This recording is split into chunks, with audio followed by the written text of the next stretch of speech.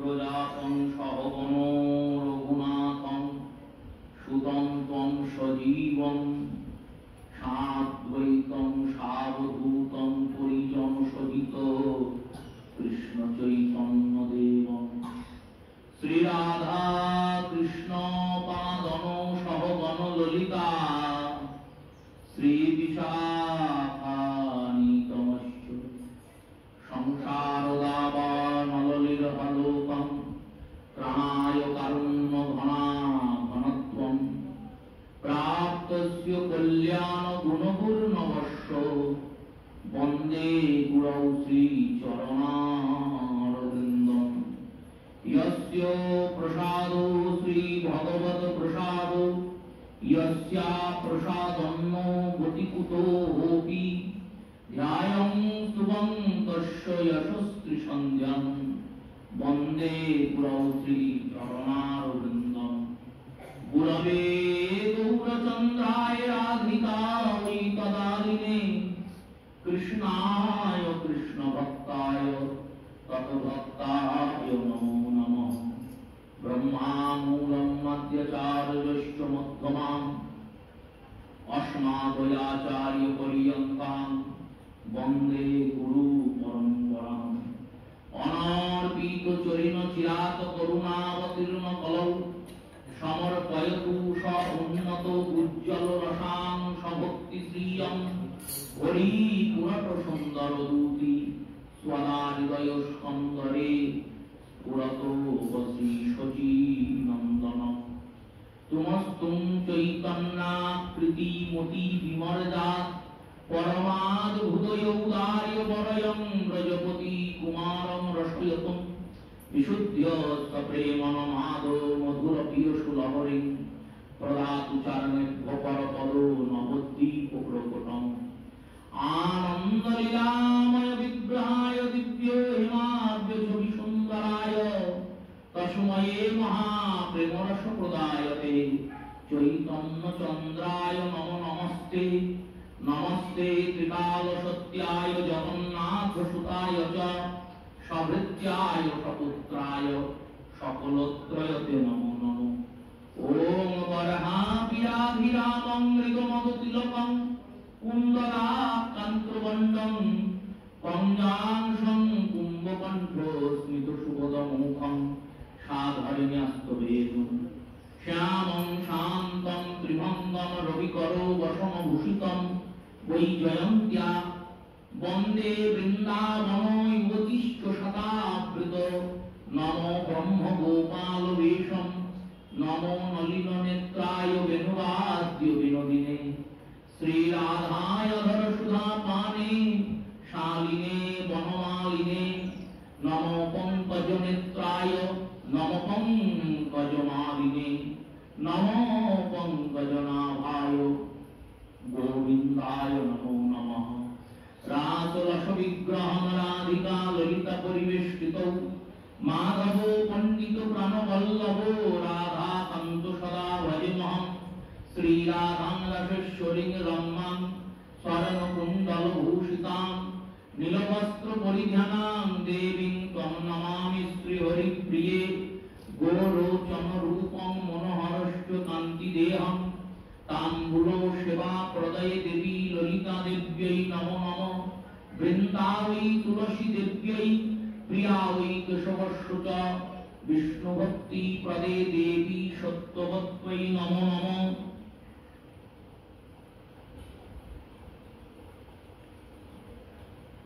जय रूप सनातन भट्ट रघुनाथ श्रीजीव गोपाल भट्ट दास रघुनाथ এই ছয় গোসাই করি চরণ বন্দন যা হইতে বিঘ্ন নাশ হয় অভীষ্ট পূরণ এই ছয় গোসাই যার মৈতার দাস তা সবার পদরেণু মোর পঞ্চগ্রাস তাদেরও চরণ সেবী ভক্তাসনিবাস জনমে জনমে হয় আমার এই অভিলাষ মধু স্নেহং সমাযুক্তং প্রেমাসক্ত মহাশয়ং বৃন্দাবনে রাসরতং বন্দে শ্রীমধু পণ্ডিতং नमो धर्माय महते नमो कृष्णाय वेधसे ब्राह्मणेभ्यो नमस्कृत धर्मान् भक्षे सनातना वाञ्छाकल्पतरुभ्यश्च कृपा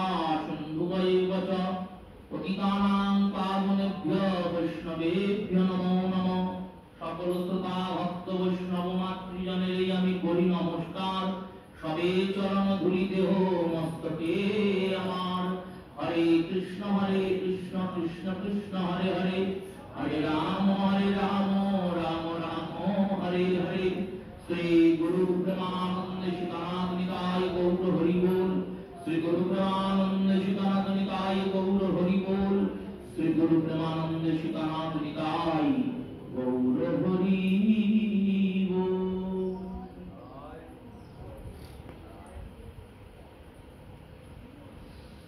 নারায়ণং নমস্কৃত্য নরং চৈব নরোত্তমং দেবীং সরস্বতীং ব্যাসং ততো জয়মুদীরয়ে।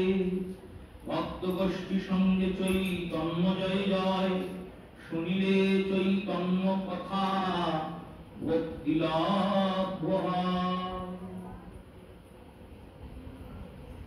দেবাদুন্দুবীরিবাদনম বিদধিরে গন্ধর্বমুখ্যা, জগসিদ্ধ্বা সন্তত পুষ্পবৃষ্টিভিরামং পৃথিসমাচ্ছাদয়न्। दिव्योस्त्रयपरेणं महानीर्वाहप्रीतय प्रस्थ्यो, निजप्रेमद्विनीताण्डवं रचयितिं श्रीगौरचन्द्रं भुवि। কলিযুগ পাবন অবতার রাধা কৃষ্ণ মিলিত তনু শ্রী শ্রী শ্রীমন মহাপ্রভুর কৃপা ধন্য বর্ণ প্রবোধানন্দ সরস্বতী শ্রীপাদ বিরচিত শ্রী চৈতন্য চন্দ্রামৃত গ্রন্থের যে অপরূপ আস্বাদন আমরা গৌর গুণ কৃপায় করে চলেছি, তার সূচনা করছি। শ্লোকে শ্রীপাদ বলছেন, শ্রী গৌরাঙ্গ প্রেমোন্মাদে তাণ্ডব নৃত্য করিতে আরম্ভ করলে দেবগণ দুন্দুভি বাদন করিত, গন্ধর্বগণ গান করিত, সিদ্ধগণ পুষ্প বৃষ্টি দ্বারা সমস্ত পৃথিবীকে আচ্ছাদন করিয়া ফেলিত, মহর্ষিগণ প্রীত হইয়া দিব্য স্রোতে তাহার স্তব করিতেন। গৌর সুন্দরের নৃত্যকে সুন্দর করে ব্যক্ত করার কোনো ভাষা কোনো জনের কাছেই নাই। এটি অনুভবের বস্তু। এই নৃত্যের যে আনন্দ, এই নিত্য দর্শনের যে আনন্দ, সে আনন্দ যারা দর্শন করেছেন তারাই জানেন। পদকর্তা বললেন, মধুর মধুর গৌর কিশোর, মধুর মধুর নাথ, মধুর মধুর সব সহচর, মধুর মধুর হাত। এই কিশোরাকৃতি গৌর সুন্দরের নৃত্য কেমন নৃত্য? নৃত্য তো অনেকেই করেন, অনেকে করেছেন, অনেকে করছেন, অনেকে করবেন। সেই নৃত্য দর্শনে আমাদের হৃদয়ে আনন্দও সঞ্চার হয়। নৃত্যের সর্বশ্রেষ্ঠ রচয়িতা, নৃত্য শাস্ত্রের রাজা শ্রী মহাদেব নটরাজ, তিনি নটদের রাজা, তিনিও নৃত্য করেন। তার নৃত্যের এমন প্রতিভা, নৃত্যের দ্বারাই তিনি জগৎকে লয় করে দেন। নৃত্যের বশীভূত জগৎ, সেই জগৎ মহাদেবের নৃত্যতে লয়িত হয়ে যায়। তাণ্ডবং রচয়তং শিবং, তাণ্ডব রচনা করে শিব জগৎকে লয় করেন। এই নটরাজ যাকে বরণ করেন তিনি নটবর। শ্রী বিশ্বনাথ চক্রবর্তী পাদ বরাহমিলনের শ্লোকে শ্রীমতীর এই নটবর শব্দের ব্যাখ্যা করেছেন, নটশ্চ নিত্যকারিণী নটরাজ বরেণ্যং অতঃ নটবরম, বরাহবীরং নটবর বহুম করণায় কর্ণিকারম বলেছেন না রাধারানী। এই নটবর শব্দের অর্থ কি বললেন? নটরাজ যাকে বরণ করে তিনি নটবর। নটরাজ মহাদেব যাকে বর রূপে বরণ করেন, পতি রূপে, স্বামী রূপে, অধিপতি রূপে গ্রহণ করেন, তিনি নটবর। এই নটবর রসিক নাগর শ্যামসুন্দর তিনিও নৃত্য করেছেন, বিশ্ব প্রসিদ্ধ নৃত্য। দুই জায়গায় নটবরের এই নৃত্যের বর্ণনা, দুই জায়গাতেই নটবরের এই নৃত্য এক অপ্রাকৃত নৃত্য, যে নৃত্যের কল্পনা জগতে কেউ করতে পারবে না। করা তো অনেক দূরের কথা, কল্পনাটাই করতে পারবে না। করব এটা অনেক দূরের কথা, কল্পনাই করতে পারবে না। একটি নৃত্য কেমন বলল? কালীয় নাগের ফণের উপর নৃত্য। সাপের ফণা, তার উপরে উপরে ভগবান নৃত্য করছেন। যখন একক নৃত্য করছেন তখন সেই নৃত্যটি কেমন বলল? সাপের ফণার উপরে উপরে। যত বড়ই নৃত্যকারী হোক, সর্পের ফণার উপর কি কেউ নাচতে পারবে? ওই দোদুল্যমান ফণাটা তো আর স্থির নাই। যতবার সাপ প্রশ্বাস গ্রহণ করছে আর নিঃশ্বাস ছাড়ছে, ততবার ফণাটা সংকুচিত হচ্ছে আর প্রসারিত হচ্ছে, কম্পিত হচ্ছে। এই কম্পিত স্তর, কম্পিত মঞ্চ, নৃত্যের মঞ্চ কেমন হলো? কম্পিত, কাঁপছে।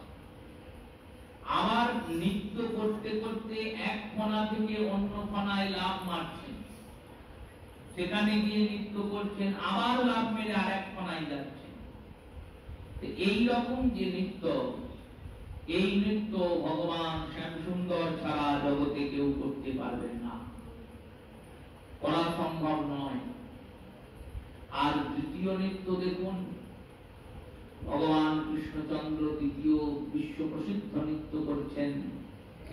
যুথে যুথ মিলাইয়া সব গোপীগণ, মাঝে মাঝে নাচেন আমার মদন মোহন।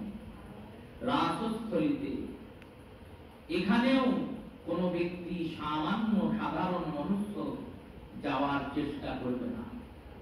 কেন বললে? এখানে নৃত্য করতে গেলেই হবে না, নাচতে তুমি যেতেই পারো, কিন্তু নৃত্যের সময় মনটাকে কামবিহীন করে রাখতে হবে। নৃত্য হবে স্ত্রীদের সঙ্গেই নৃত্য, কিশোরীদের সঙ্গে, যুবতীদের সঙ্গে, দিনের বেলা নয়, রাত্রিবেলা।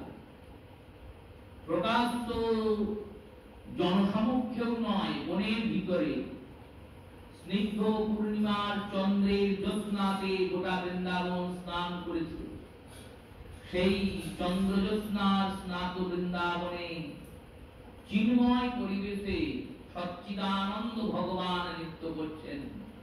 তাকে চারিদিক থেকে গোপীগণ বেষ্টন করে আছেন, তারাও নাচছেন, অঙ্গে অঙ্গে হেলে পড়ছেন। গোপীদের ভুজলতা দ্বারা তারা কৃষ্ণকে আলিঙ্গন করছেন, কৃষ্ণ তার ভুজ দ্বারা গোপীদের আলিঙ্গন করছেন। কিন্তু বিষয় হচ্ছে, এই রকম ভাবে নারী আর পুরুষের সঙ্গ চলছে, অথচ হৃদয়ে কোনো কামনার উদ্রেক নাই। না ভগবানের উদ্রেক আছে, না গোপীদের উদ্রেক আছে।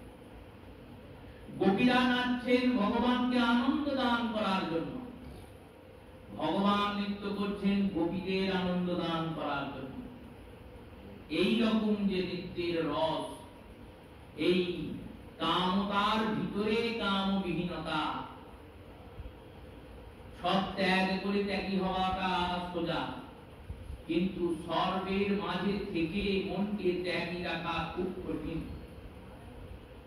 মহাপ্রভু এই কারণেই রঘুনাথ দাসকে বলেছেন, মরকর বৈরাগ্য কবুনা ধরিবে লোক দেখাইয়া, যথাযোগ্য বিষয় ভুঞ্জ অনাসক্ত হইয়া। দেখুন,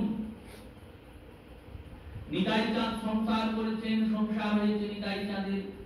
বসুধা জাহ্নবা দুজন পত্নীকে নিয়ে গতকাল জাহ্নবা মায়ের আবির্ভাব তিথি ছিল, জাহ্নবা নবমী। এই বসুজাহ্নবার প্রাণ নিতাই ধন, তিনি সংসার করেছেন সন্তান হয়েছে অনেক, পুত্রী সন্তান কন্যা সন্তান জন্মিয়েছে, নাম গঙ্গা। স্বয়ং সুরধনী মা গঙ্গা এই নিতাইয়ের কন্যা গঙ্গা রূপে জন্মিয়েছেন। এরপর নিতাই চাঁদের পরপর অনেক কটি সন্তান হয়েছে, 7টি সন্তান। সন্তান জন্মায়, শিষ্যরা খবর পায় গুরুদেবের পুত্র হয়েছে। ছুটতে ছুটতে যান, খানাকুল থেকে এক শিষ্য আছেন, তার নাম অভিরাম। অভিরাম নামক এক গোপাল, দ্বাদশ গোপালের সবথেকে শ্রেষ্ঠ শ্রীরাম সখা বৃন্দাবনে, যাকে নিতাই চাঁদ সঙ্গে করে বৃন্দাবন থেকে নিয়ে এসেছিলেন। সেই অভিরাম গোপাল তিনি যান, গুরুদেবকে প্রণাম করেন, গুরু মাতা মা জাহ্নবীকে প্রণাম করেন। মা জাহ্নবীর পরেই বসুধার কোলে থাকা ওই সদ্যজাত শিশু সমেত বসুধা দেবীকে প্রণাম করেন, আর দোলনায় যেই শিশুকে প্রণাম করেন অমনি শিশুটা মরে যায়।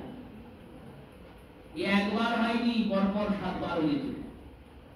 নিতাই চাঁদের 7টা সন্তান মরে গেছে। আমি আপনি তো পঞ্চা। আমাদের জীবনে দুঃখ এলে আমরা ভাবি আমাদের জীবনে এত দুঃখ কেন? কোন ভক্তের জীবনে দুঃখ এলে আমরা সমালোচনা করতে বসি, ওই ভক্তের খুব ভক্তি, অথচ দেখো ওই রকম হচ্ছে কেন, বাড়িতে পরপর মরছে, বাড়িতে পরপর হাত পা ভাঙছে, দুর্ঘটনা ঘটছে। আরে এরা তো মানুষ। স্বয়ং ভগবত তত্ত্ব নিত্যানন্দ, নিত্যানন্দ তো মানুষ নন। নিত্যানন্দ আমাদের আরাধ্য ধন, নিতাই চাঁদ আমাদের আরাধিত ভগবান। নিতাই চাঁদের পুত্র হচ্ছে আর মরে যাচ্ছে, অথচ নিতাই চাঁদের কোনো দুঃখ নাই। কেন?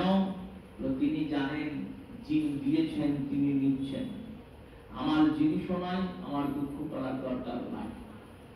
গৌর সুন্দর আমায় কথা দিয়েছেন, তিনি আমার কাছে আসবেন পুত্র রূপে। আর অভিরামের প্রণাম নেওয়ার মতো ক্ষমতা কারোর নাই। তাই যতক্ষণ না ভগবান পুত্র রূপে আসেন, ততক্ষণ অভিরাম প্রণাম করলে সে মারাই যাবে। অভিরাম যখন শেষমেশ বীরচন্দ্র আবির্ভূত হয়েছেন, বীরচন্দ্রকে যখন প্রণাম করেছেন, বীরচন্দ্রের কিছু হয় নাই। ইনিই নিতাই চাঁদের পুত্র। এই রকম সংসারে আছেন, কিন্তু আসক্তি নাই। শ্রীবাসের পুত্র মরে গেছে, সেদিন তো সবাই কাঁদবে, এটা কান্নাটাই স্বাভাবিক। বাড়িতে কেউ মরলে যে আর না কেঁদে কেউ থাকবে? খুব কাঁদছে গো, মালিনী দেবী সন্তান মরে গেছে। শ্রীবাস বললেন, কাঁদছো কাঁদো, কিন্তু কান্নার আওয়াজ যেন বাইরে না যায়।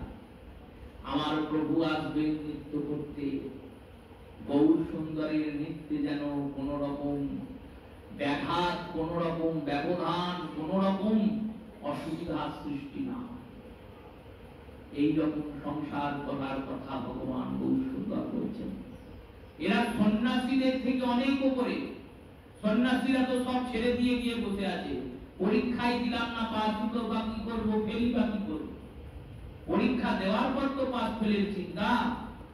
তেমনি সংসারের মধ্যে থেকে ভগবত ভজন করলাম, এটা পরীক্ষা দিয়ে পাস করলাম। আর সংসার ছেড়ে দিয়ে গিয়ে সন্ন্যাস নিয়ে, ত্যাগ নিয়ে বাবাজি হয়ে সাধু হয়ে বসে থাকলাম, এটা পরীক্ষার খাতা না লিখেই, পরীক্ষায় না দিয়েই আমি চলে গেলাম। এদের কাজই দিনরাত ভজন করা। যদি ভজন না করেন তাহলে অপরাধে পড়বেন। আজকে অধিকাংশ সাধু গুরু বৈষ্ণবদের এই অপরাধ সিঞ্চন হচ্ছে কেন? বললো এরা সাধুত্ব নিয়েছে কিন্তু ভজন করছে না। সাধুত্ব নিয়ে মঠ মন্দির, চিকিৎসালয়, বিদ্যালয় এসব করে বেড়াচ্ছে। ফল কি হচ্ছে? বললো সমাজের উপকার হচ্ছে, নিজের কোনো উপকার হচ্ছে না।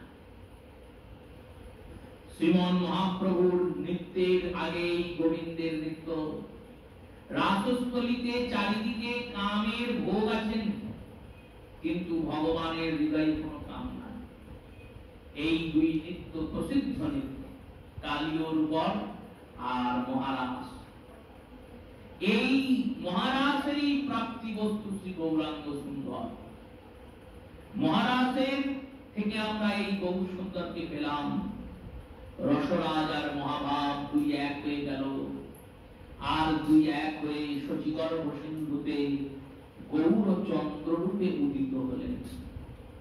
এবার এই গৌর সুন্দর যখন সংকীর্তনে নৃত্য করছেন, সেই নৃত্যের বিলাসটা কেমন, দর্শনটা কেমন, জগৎ মনোমোহনকারী। ভগবানের দুই প্রকারের মায়া, অন্তরঙ্গা আর বহিরঙ্গা। বহিরঙ্গা মায়া দ্বারা তিনি জগৎকে মায়াবদ্ধ করেছেন, এই মায়ার নাম বহিরঙ্গা মায়া। এই মায়া দ্বারা ভগবান আমাদের সবাইকে মায়াবদ্ধ করে রেখেছেন। এই মায়াবদ্ধতার ফলে আমরা গোবিন্দ ভজন করতে পারি না। কৃষ্ণ ভজনে বাধা বাধকতা চলে আসে। বারংবার চেষ্টা তো করি, কিন্তু ভগবত ভজন করা যায় না। দ্বিতীয় মায়ার নাম অন্তরঙ্গা মায়া। এই অন্তরঙ্গা মায়া, অনেকজন বলেন দেখবেন অন্তরঙ্গা মায়া স্বয়ং রাধারানী। হ্যাঁ, রাধারানী, কিন্তু রাধারানী থেকে জাত এই মায়া তিন প্রকারের। এই তিন প্রকার মায়া শক্তির নাম কি কি? প্রথম মায়া শক্তির নাম বিশ্বমোহিনী মায়া। এই বিশ্বমোহিনী মায়া এমন যে মায়াতে ভগবান বিশ্বকে মোহন করে দেবেন। দ্বিতীয় যে মায়া শক্তি, তার নাম পারিষদ মোহিনী মায়া। এই পার্ষদ মোহিনী মায়ায় ভগবান পার্ষদদের তার রূপলাবণ্যে মোহিত করেন। এবার রূপ আর লাবণ্য এই দুটো আলাদা জিনিস। রূপটা আলাদা, লাবণ্যটা আলাদা। আমরা প্রায়শই মনে করি রূপ যা লাবণ্য তাই, দুটি আলাদা।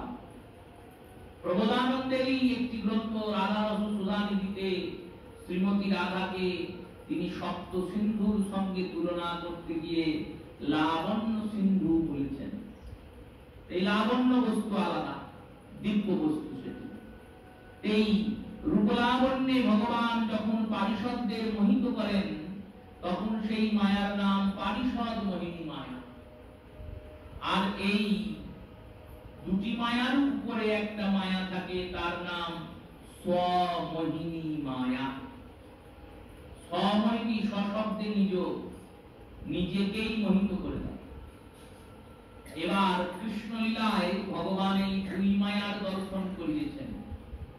বিশ্বমোহিনীর মায়ার দর্শন করিয়েছেন, পারিষদ মোহিনী মায়ার দর্শন করিয়েছেন। স্বমোহিনী মায়ার দর্শনটা নিজে করেছেন, জগৎকে করাননি। নিজে করলেন স্বমোহিনী মায়ার দর্শন। কেমন করে? না, নিজেই একটি নারী মূর্তি ধারণ করলেন, যার নাম শ্রীমতী রাধা। এই রাধার মূর্তি ধারণ করে নিজেই নিজের মূর্তিতে মোহিত হয়ে গেল। রাধারানী আর কৃষ্ণ তো আলাদা কেউ নয়। সর্বপ্রথমে আমাদের চিন্তন করতে হবে যে এই রাধা আর কৃষ্ণ পৃথক নয়, এক তত্ত্ব। কেমন এক তত্ত্ব? বললেন, যিনি রাধা তিনি কৃষ্ণ, যিনি কৃষ্ণ তিনি রাধা। এই চিন্তনটি রক্ষা করতে হবে। এই চিন্তন সব সময় মনের মধ্যে চিন্তনটি রক্ষা না করলে আমাদের মধ্যে অপরাধ সিঞ্চন হবে। রসশাস্ত্রের মধ্যে যে রসটি আস্বাদন ভগবান করবেন চিন্তা করলেন।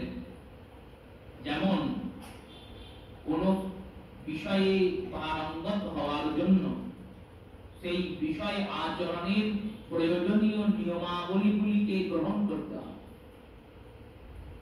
দৃষ্টান্ত স্বরূপ, কেউ ডাক্তারি করবে, তাহলে ডাক্তারি করার জন্য ভর্তি হতে হবে। তারপর ডাক্তারের একটা অ্যাপ্রন তাকে গায়ে দিতে হবে, একটা স্টেথো গলায় ঝোলাতে হবে। এগুলো করতেই হবে, না হলে তার ডাক্তারি করা হবে না। এগুলো করার পর সে করতে পারে, পড়াশোনা করবে। এগুলো যদি না করে, খুব পরে বললো, তাহলে ডাক্তারি কলেজে সেই সম্মানও পাবে না, লোকে তাকে ডাক্তার বলে গণ্য করবে না। গলায় স্টেথো থাকলে তবে তো ডাক্তার। তেমনি ভগবান কৃষ্ণচন্দ্র চিন্তা করেছেন, আমি দাস্য, সখ্য, বাৎসল্য এই ত্রিধা রসের আস্বাদন অনেক পূর্বে করেছি। মাধুর্যের আস্বাদন হয়েছে লক্ষ্মীরূপী সীতার দ্বারা, রামচন্দ্রের অবতার। কিন্তু ব্রজের যে পরকীয় রস, পরকীয় রসে অতি ভাবের উল্লাস, ব্রজবিনু ইহার নাহি অন্যত্র বাস। প্রহ্লাদজি যেমন পিতা দ্বারা প্রদত্ত বাধা বাধকতাকে লঙ্ঘন করে ভগবত ভজন করছেন তো। প্রহ্লাদজি যেহেতু পুরুষ, ভগবান যেহেতু পুরুষ, দেহধারী নরসিংহরূপী ভগবান শ্রীবিষ্ণু, তাই প্রহ্লাদজির যে প্রেমটা, সেই প্রেমটা আমাদের চোখে অত লাগছে না, কদর্য অনুভব হচ্ছে না। কারণ এই পুরুষ পিতার প্রদত্ত বাধাকে লঙ্ঘন করে তিনি ভগবত ভজন করছেন। এবার প্রহ্লাদজি যদি স্ত্রী হন, যদি কন্যা হন, আর কন্যার পিতা যদি বলে যে না গোবিন্দ ভজন হবে না, তিনি কৃষ্ণ ভজন করেন, তো তখন আমরা ভাববো কি দরকার করা, উনি তো একটা পুরুষ, তুমি একটা কন্যা। এই প্রহ্লাদজির যে ভাবটা, এই ভাবটাকে আর উজ্জ্বল করার জন্য, আর উন্নত রূপে জগৎকে পরিদর্শন করার জন্য, যে গোপী হতে গেলে, ভগবত পেতে গেলে, ভগবান পেতে গেলে কতটা পরীক্ষা দিতে হয়, তবে গিয়ে ভগবান পাওয়া যায়।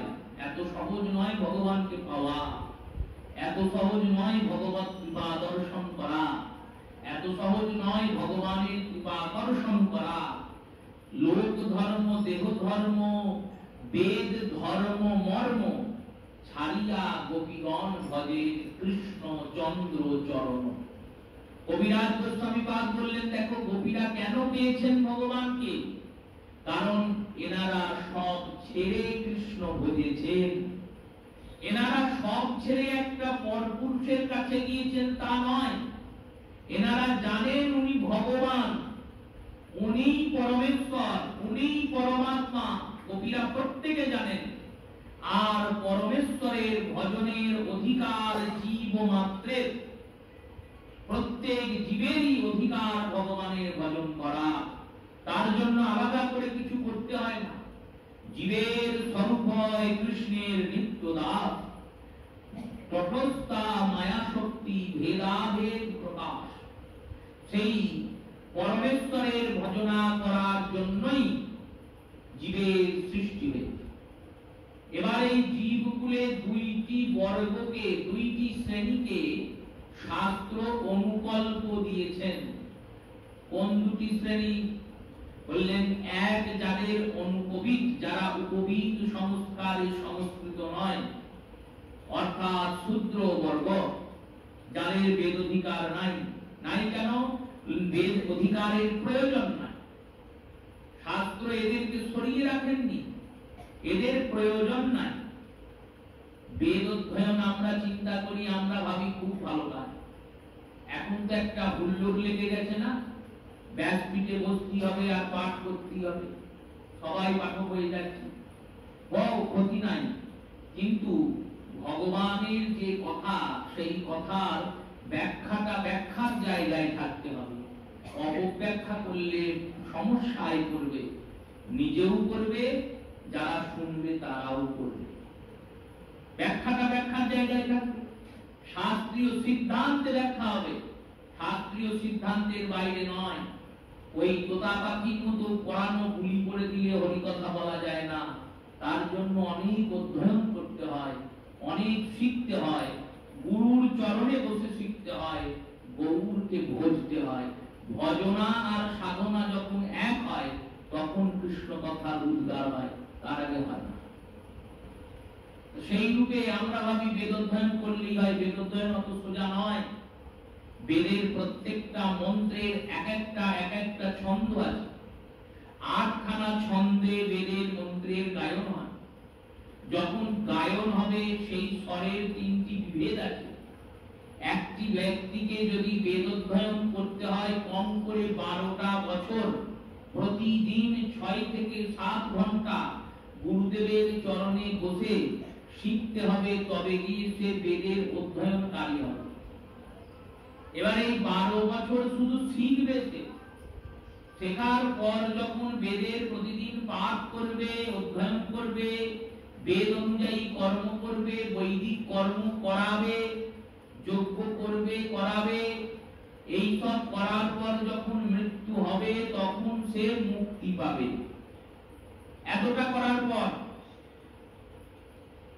আর যারা অনুপবিক, যাদের বেদ অধ্যয়ন করেননি, তারা শুধু সেবা করেই ভগবানের চরণ পেয়ে যাবে। তাহলে কোনটা সোজা রাস্তা বলুন? এই কারণে দুই বর্গকে, শূদ্রকে আর নারীদেরকে, দুই বর্গকে শাস্ত্র অনুকল্প বিধান দিয়েছেন। শূদ্রদের জন্য বলেছেন তোমরা ত্রিবর্ণের সেবা করো, আর নারীদের জন্য বলেছেন পতিকেই পরমেশ্বর জ্ঞানে সেবা করো। এই দুই কর্মের দ্বারাই তুমি ভগবান পেয়ে যাবে।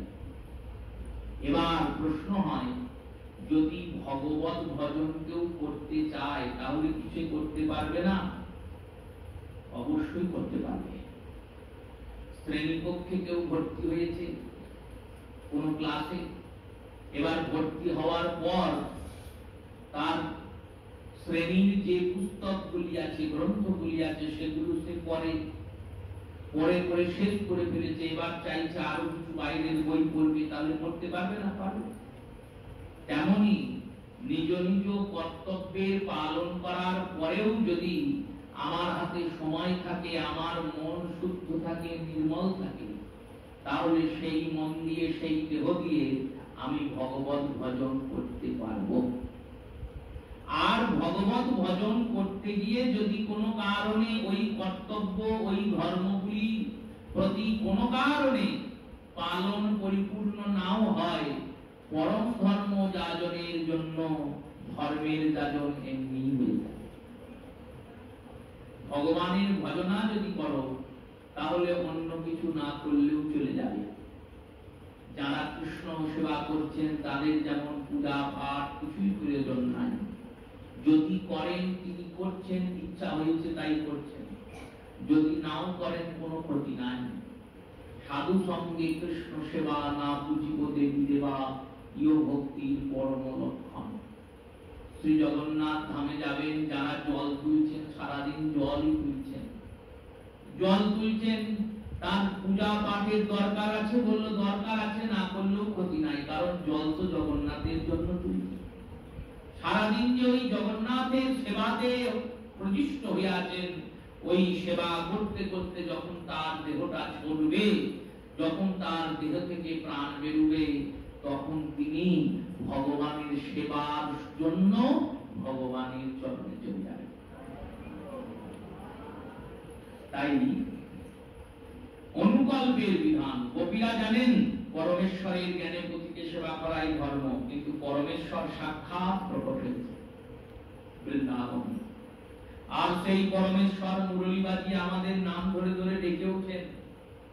এবার যদি আমরা ঘরে বসে থাকি তাহলে আমাদের ধর্ম করতে গিয়ে অধর্ম হয়ে যাবে, যুধিষ্ঠিরের মতো। যুধিষ্ঠির সত্য বললেন, অথচ রথ বসে গেল। যুধিষ্ঠির বললেন অশ্বত্থামা হত ইতি গজ, ওটাটাই সত্যি কথা, মিথ্যা কথা নয়। আমরা ভাবি মিথ্যা, কই মিথ্যা? অশ্বত্থামা হত ইতি গজ মানে অশ্বত্থামা মরেছে, একটি হাতি মরেছে, এটাই তো সত্যি। কিন্তু ভগবান বলেছেন ইতি গজ বলার দরকার নাই। যখন জিজ্ঞেস করবে অশ্বত্থামা হত, তুমি বলবে অশ্বত্থামা হত, এটুকুই বলবে। যুধিষ্ঠির দেখলেন ভগবান তো মিথ্যে বলতে বলছেন, অশ্বত্থামা তো মরেনি, হাতি মরেছে। এই যে ভগবানের আজ্ঞার বাইরে গিয়ে কথা বললেন, এই অবজ্ঞার ফলে অধর্ম হয়ে গেল। ধর্ম করেও যুধিষ্ঠিরের অধর্ম হলো। আর কর্ণকে বধের সময় ভগবান অর্জুনকে বলছেন এখনই বাণ নিক্ষেপ করো, না হলে মারতে পারবে না। অর্জুন কর্ণকে বিদ্ধ করলেন, মানে অধর্ম করেও অর্জুনের ধর্ম হলো। কারণ ভগবত আজ্ঞার উপর কোনো ধর্ম নেই, ভগবানের আজ্ঞাটাই সবার উপর। গোবিন্দ দাসের লীলাতে গৌর সুন্দরের চরিত্র আমরা এটাই তো পাচ্ছি। মহাপ্রভু গম্ভীরায় শয়ন করে আছেন, গোবিন্দ দাস গেলেন, দেখলেন প্রভু সারা শরীর ক্লান্ত, রথে নৃত্য করে প্রভু ক্লান্ত শ্রান্ত হয়ে, এত ক্লান্ত হয়ে গেছেন ঘরে নিজের জায়গায় গিয়েও শুতে পারেননি, দরজাতেই শুয়ে পড়েছেন। আর শুয়ে আছেন কেমন করে? বললে এমন করেই শুয়ে আছেন যে যদি ঘরে প্রবেশ করতে হয় তাহলে মহাপ্রভুকে লঙ্ঘন করে লাফ দিয়ে মহাপ্রভুকে ডেঙ্গিয়ে প্রবেশ করতে হবে। আর যদি ঘরে প্রবেশ না করি তাহলে প্রভুর চরণ সেবাও হবে না, প্রভুর অঙ্গমার্জন হবে না, প্রভুর ক্লান্তি দূর হবে না। কি করলেন? নিজ উত্তরীয় বসনটি মহাপ্রভুর উপর দিলেন আর লঙ্ঘন করে চলে গেলেন ঘরে। এবার ঘরে গিয়ে খুব তারে প্রভুর চরণ সংবাহন করলেন, হাত পা টিপে দিলেন, ক্লান্তি দূর হয়েছে, মহাপ্রভু সুখনিদ্রায় গেলেন। মধ্যাহ্ন কাল পেরিয়ে অপরাহ্ন কাল হয়ে সন্ধ্যার সময় আসে প্রায়, তখন প্রভু উঠছেন, উঠে গোবিন্দকে বলছেন, গোবিন্দ তুমি কি করছো এখানে? বললেন, প্রভু আমি এখানে বসে আছি। প্রসাদ পাওনি এখনো? বললেন, না না প্রসাদ পাইনি। কেন? প্রভু তোমাকে পার করে কি করে যাব? তোমাকে লাভ দিয়ে আমি যাব কি করে? ভগবানকে লঙ্ঘন করে কি যাওয়া যায়? ভগবানকে লাভ দিয়ে ভগবানকে পার করে গেলে যে অপরাধ হবে, নরকে যাব। মহাপ্রভু বললেন, এলে কি করবে? যেমন ভাবে এসছো তেমন ভাবে যাও। বললে, এসেছি তোমার সেবার জন্য, এসেছি আমি তোমার সেবার জন্য। তোমার সেবা করতে যদি নরকে যেতে হয় নরকেও যাব, কিন্তু তোমার সেবা করে যাব। আর যাওয়ার সময় তো আমার পেট ভরাতে যাব, আমি ওই পেট ভরানোর জন্য পাপ করতে পারবো না। দেখুন কত সিদ্ধান্ত, সূক্ষ্ম সিদ্ধান্ত। কে ডাকছে দেখতে হবে। গোপীকে কিন্তু কোন পরপুরুষ ডাকেন নাই, গোপীদের ডেকেছেন স্বয়ং পরমেশ্বর। গোপীরা জানেন, গোপীগীত তো তারই প্রমাণ। গোপীগীতে গোপীরা বলছেন, হে প্রভু ফণি ফণার পিতম তে পদাম ভুজম, ফণির উপর অর্পিত যে চরণ, যে পাটা তুমি সাপের মাথার উপর দিয়েছো, সেই চরণটা কেমন জানো? কেমন না পাপ ও কর্ষণম, সবার পাপ নিয়ে নেয়। এখন সবার পাপ নিয়ে নেয় ভগবান। গোপীরা জানলো কি করে? গোপীরা সব জানেন। গোপীরা জানেন ইনি ভগবান। যে তত্ত্ব অনেকে জানে না, কংস জানে না, যে তত্ত্ব গর্ব এসে জেনেছেন, যে তত্ত্ব অনেকেই চিনেও চেনেননি, দুর্যোধনাদি তারা চিনেও চিনতে পারেননি, সেই ব্রজেন্দ্র নন্দনের রসটা গোপীরা জন্ম থেকে অনুভব করতে করতে আসছেন। কারণ তারা তো চিনতে আসেননি, তারা পেতে এসেছেন। চিনতে গেলে আর পেতে গেলে দুইয়ের মধ্যে পার্থক্য আছে। আপনি পরাণের পান্তুয়া খাবেন, জানেন না দোকানটা কোথায়, চিনতে বেরিয়েছেন, লোককে জিজ্ঞেস করতে করতে যাবেন। আর আপনি পরাণের পান্তুয়ার দোকান চেনেন, কি করবেন? সোজা যাবেন, গিয়ে বলবেন পান্তুয়া দাও আর খেয়ে। তেমনি এই দুর্যোধন, দুঃশাসন, এরা ভগবানকে চেনেই না, এরা তো অধর্মী, এরা তো পাপী, এরা ভগবানকে তাই চিনতে পারেন নাই। গৌর লীলায় দেখুন, গৌর লীলাতে ওই বিদ্যারত্ন, বিদ্যানিধি, চাপাল, গোপাল, কাজী, এরা ভগবান গৌর সুন্দরকে চেনেন না, তাই এদের চিনতে হয়েছে। আর মুরারি গুপ্ত, শ্রীবাস পণ্ডিত, সীতানাথ, শ্রী গদাধর, এনারা ভগবানকে চেনেন, তাই কথা না বাড়িয়ে এসে গৌরকে আস্বাদন করছেন। এনারা কিছু বলছেন না, মহাপ্রভু যেমন চলছেন এনারা সঙ্গে সঙ্গে চলছেন। নিতাই চাঁদকে প্রভু বলেছেন, আমি সন্ন্যাস নেব। নিতাইয়ের দুঃখ হয়েছে, দুঃখ হলেও কিন্তু নিতাই প্রবোধ দেননি, বলেননি নেওয়া যাবে না। কেন? প্রভু লীলা করছেন, আমরা দাস, আমাদের সেবা করা কর্তব্য। প্রভু যেটা বলবেন সেটাই করব। যে নিতাই অবধূত হয়ে ঘুরে বেড়াচ্ছিলেন, তার হাত ধরে মহাপ্রভু যখন বলেছেন, তুমি যাও গিয়ে গৌরবঙ্গকে উদ্ধার করো, এক কথায় নিতাই চাঁদ চলে এসেছেন। গ্রামে গ্রামে ঘুরেছেন, ঘরে ঘরে গিয়েছেন, হরিনাম মহামন্ত্রের বিতরণ করেছেন জগতে। এটাই তো সেবকত্বের নিয়ম। সেবক প্রশ্ন করে না, সেবক আজ্ঞার পালন করে। ভগবানের ইচ্ছা হয়েছে আমি মাধুর্যের আস্বাদন করব।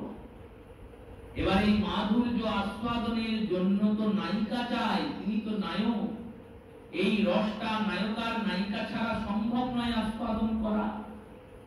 যে কেউকে নায়িকা করে নিলে হবে না, কারণ এই রসটা অতি নিবিড় রস, অতি একবারে সূক্ষ্মাতি সূক্ষ্ম। মাতা, ভ্রাতা, সখা এগুলিকে ভক্তদের বসানো যায়। ভক্তরা মা হতে পারে ভগবানের, ভক্তরা ভাই হতে পারে ভগবানের, ভক্তরা সখা হতে পারে ভগবানের, কিন্তু ভগবানের নায়িকা ভগবান ছাড়া আর কাউ হওয়া সম্ভব নয়। বিশেষানুগ রাসের যে মিলন, রাসের যে সম্ভব, রাসের যে মিলন, সেই মিলন চতুর্প্রকারের সম্ভবের মধ্যে সম্পূর্ণ সম্ভব রাস। সেই মহারাজ রজনীতে শ্রীমতী নায়িকা, শ্রীমতীর অঙ্গকলারাই সখী। সখীরা সব কেমন? বলল রাধারানী কি মুক্তোর মালার এক একটা মুক্ত, এক একটা মুক্ত।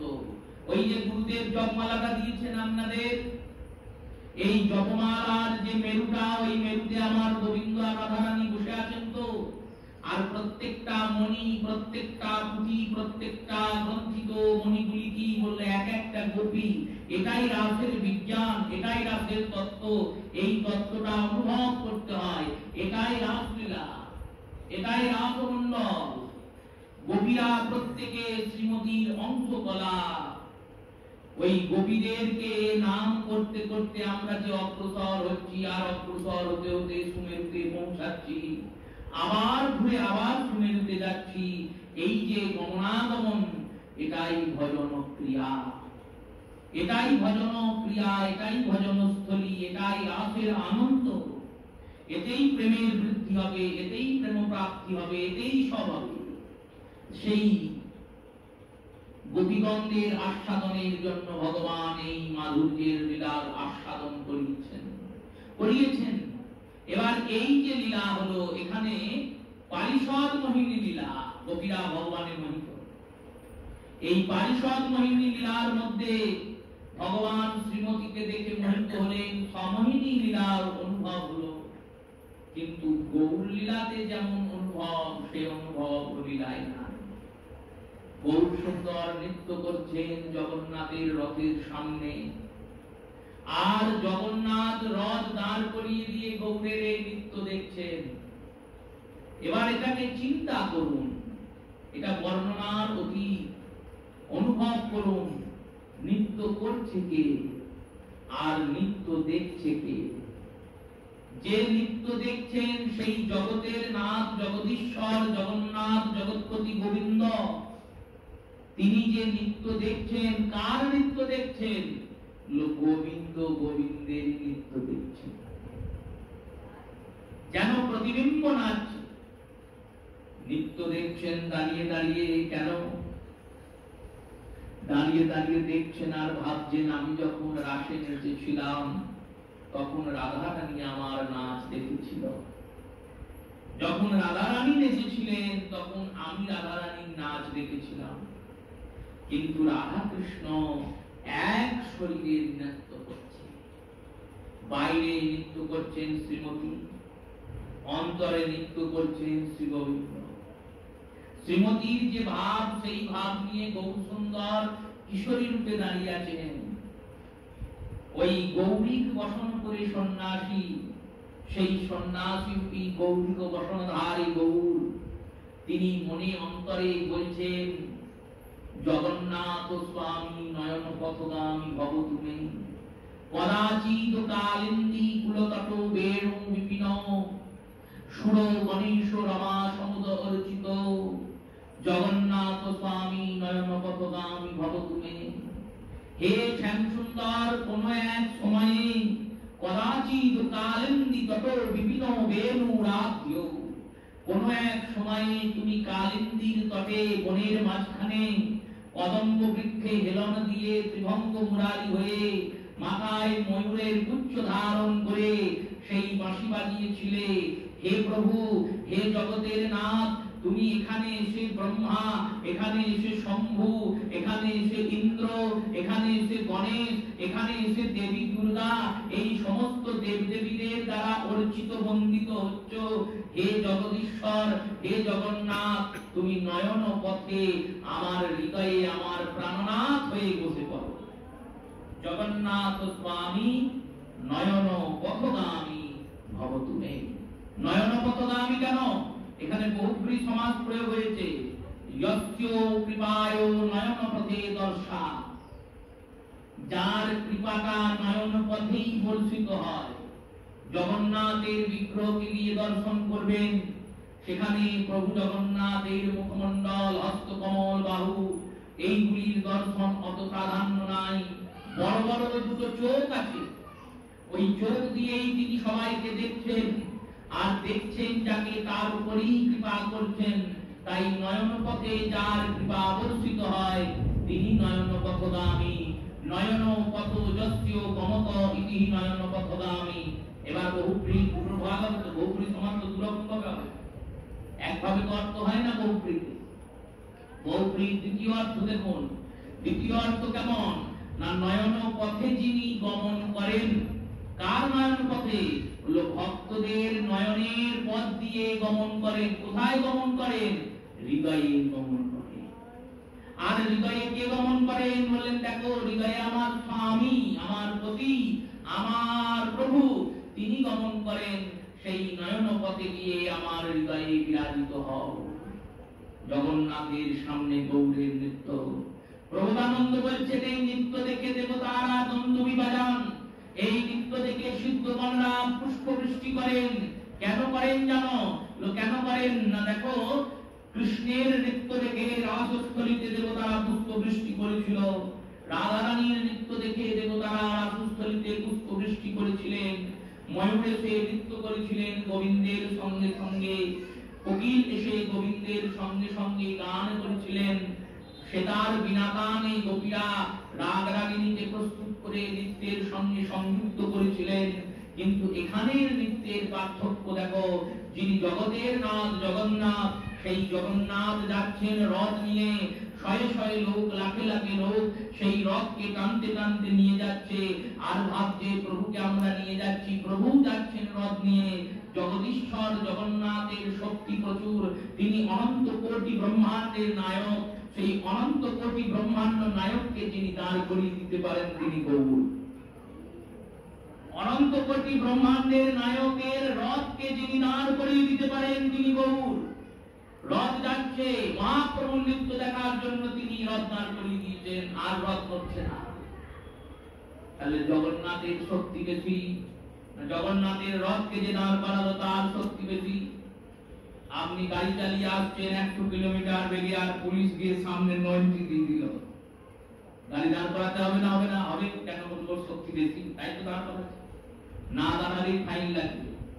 তেমনি মহাপ্রভুর কৃপা দর্শনে, মহাপ্রভুর এই দর্শনে স্বমোহিনী মায়াতে ভগবান ভুলে গেছে। তিনি এটাই ভুলে গেছেন যে নাচছে তো আমিই নাচছি, আর যে দেখছেন তিনিও আমিই দেখছি। যে গৌর নাচছে সেই গৌরী রথে বসে আছে, যে জগন্নাথ রথে বসে আছে সেই জগন্নাথই নাচছে। দুই তো আলাদা নয়, একই তত্ত্ব। কিন্তু স্বমোহিনী মায়াতে প্রভু নিজেই নিজের সত্তা ভুলে গেছে।